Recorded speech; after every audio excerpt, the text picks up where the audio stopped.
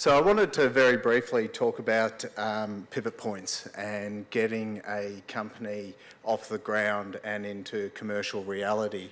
And you come across pivot points along that journey. So I'm just going to describe 3 of those to you very briefly today.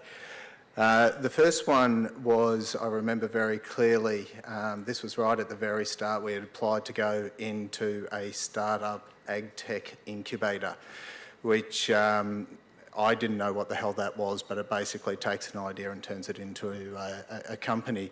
And I can remember us sitting in front of the judging panel as to whether they were going to give us $40,000 and let us into the program. Now, I'm not sure if people are familiar with startup world, but there's a particular model that works really well for someone with an idea and take that further. And that's generally 2 people. Young, no children, have come from a background of relative affluence so that they can take their, vow of poverty as they get this idea off the ground. And that they've got what's called an MVP, or a minimum viable product. So they've actually got a little prototype. So we were sitting in the room being judged as to whether we'll go in there, and there was 5 of us. All well into our 40s, all with children and other encumbrances. And they said, okay, so what's your idea? And we said, we're going to do Australia's first mobile abattoir. And they're like, right, okay, there's a lot of you there. And I was like, yeah, that's good. We can share the load. We've got a vet, we've got a barrister, I'm a scientist, we've got a marketer, we've got a chef, we've got everything. And they said, yeah, except meat experience.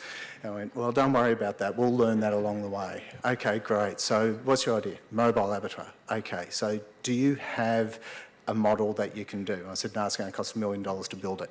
And they're like, right, okay. And, can you give people the product? Can you actually give them a piece of meat that has been processed on the farm? And we said, no, it's illegal. We can't do that. So, right, okay. So there's 5 of you, all well into years. You're going to cost $1 million to build this thing, and you can't give anyone an example of the product. And we said, yeah, and it's illegal in Victoria, so we have to change the law there as well. And so anyway, they went away, and strangely enough, they did actually let us in. And so the learning from that was really about passion. The reason that they took a punt on us and put us into the program was that there was 5 passionate people that were dedicated to see this through, and that came through in the interview. So that was our first hurdle that we got into there. And as I mentioned, the next pivot point was we've spent an extraordinary amount of time with regulators, regulations, laws, lawmakers, every type of bureaucracy that you can actually think. And to that point, I've got to shout out to Phil Larwell, Dr. Phil Larwell, who's in the audience here, who actually started the ball rolling with getting the laws changed in Victoria to allow mobile abattoirs. And that was lobbying government for close to 7 years. And we continued to lobby. It actually got introduced into Parliament and was rejected. And then it got introduced to Parliament again, and we actually got that one through. So that was, so we had passion, and then there was persistence, which is the only way that you can ever get anything changed in there.